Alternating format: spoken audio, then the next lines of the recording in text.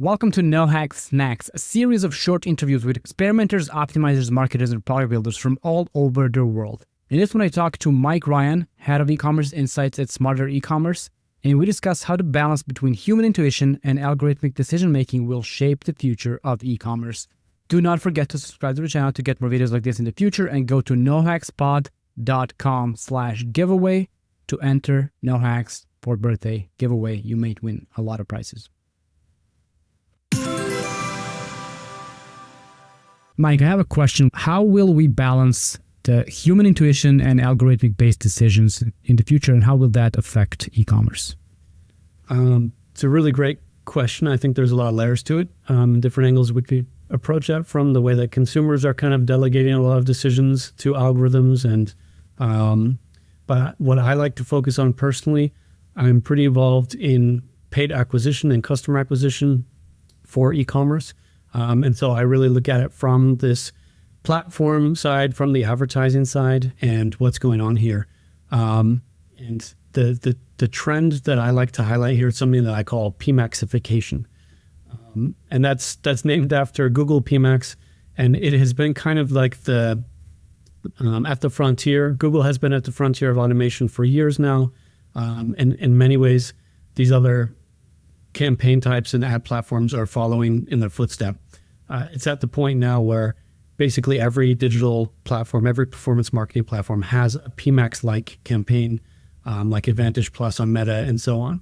The creatives, increasingly now with generative AI, they're trying to really automate as much of that whole kind of value chain as they possibly can.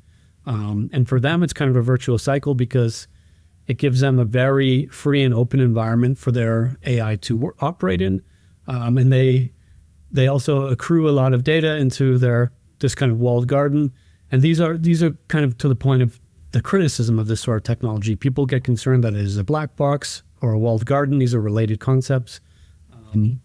They feel that it's harder to influence and steer these campaigns, which it is.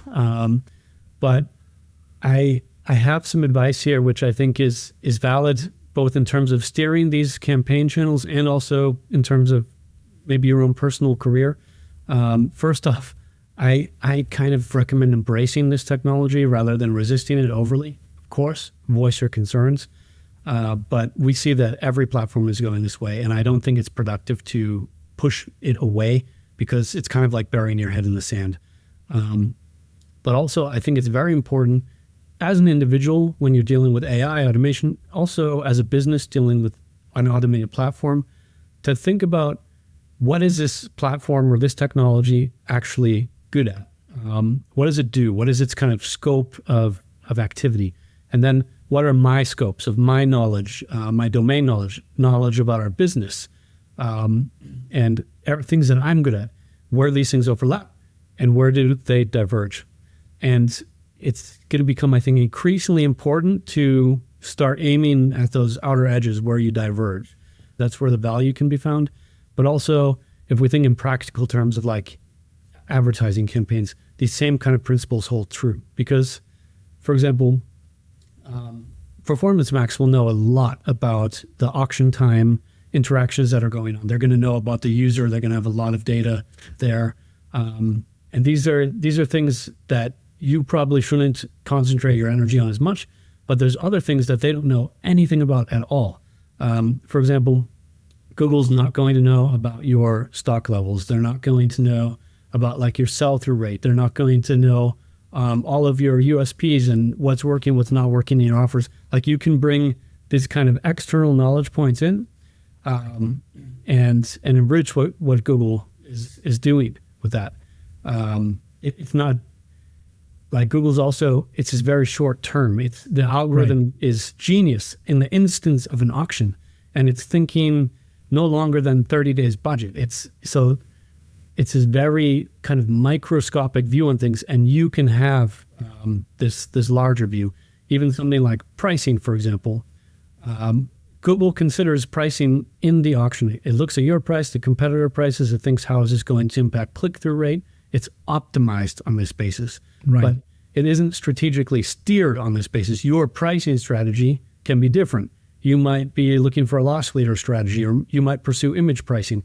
And these are things that the algorithm in the moment doesn't know. So you have to tell That's a good point. It optimizes for the moment. And this is a really important thing about all of these, let's call them Pmax type campaigns. One question about Pmax is, do you have any control in a Pmax campaign, or is it just start and just fully optimize and automate it for you? There are degrees of control that you have. And some of them, I think the most durable and the ones that are probably most satisfactory right now might be ones that in some ways they've been with us always, but they're like, for example, I mentioned that these campaigns are goal oriented. And so like the return on ad spend target that you provide to the bidding, the budget that you provide, these things can be divided through the campaign structure. Your campaign structure and the way your account is structured can be used to really reflect your strategy. To, for example, just imagine you have one campaign where all of your products are in there.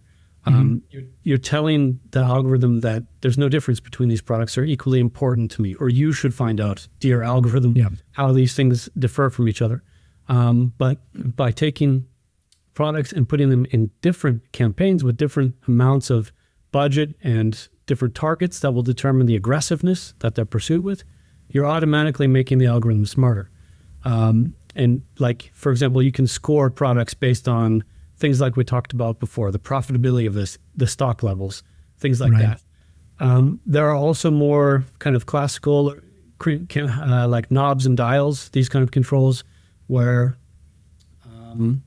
some of these things were omitted in the past, like things like negative keywords, for example, search term reporting, placement controls, and those are coming back a bit, but it's always on Google's terms. And I think our experience with that, if we remember the way it used to be, it can be pretty dissatisfying. Like you'll be limited to 100 negative keywords, for example, which is not a lot.